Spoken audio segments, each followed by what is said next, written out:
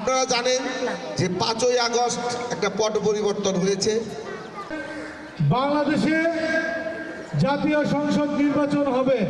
বর্তমান সমস্যা হচ্ছে যে নেশাগ্রস্ত যে ছেলেমেয়ে, ইয়াং ছেলেমেয়ে সব সাভার বাজার ব্যবসায়ী সমিতির যখন সাংগঠনিক সম্পাদক হয়ে না, এই বলে আমি আমার বক্তব্য শেষ করছি।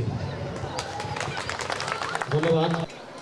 আমি শুধু এতটুকুই আপনাদের বললাম যে আপনারা ভবিষ্যৎ যে এরকম কম্বল দিচ্ছে, সবাইকে নিয়ে এসে মাঠে এসে কম্বল দিতেছে, তারপরে ভোট দিবে।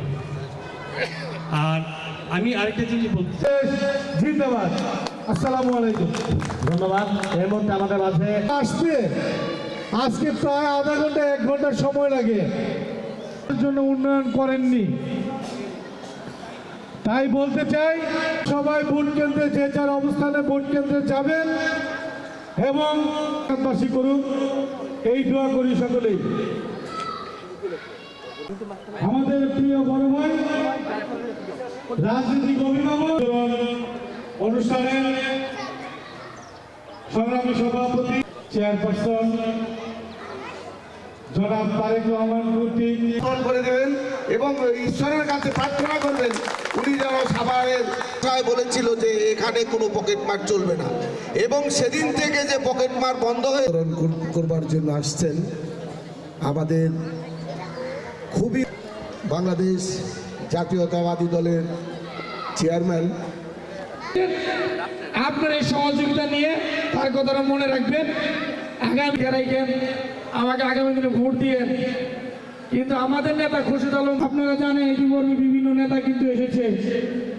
সাভার পৌরসভার ওয়ার্ডের এলাকাবাসী,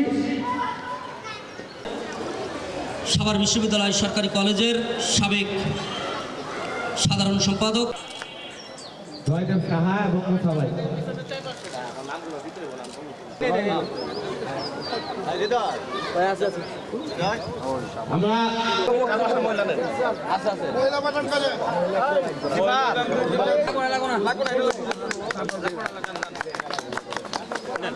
আমরা এইদিকে সামনে এইদিকে হ্যাঁ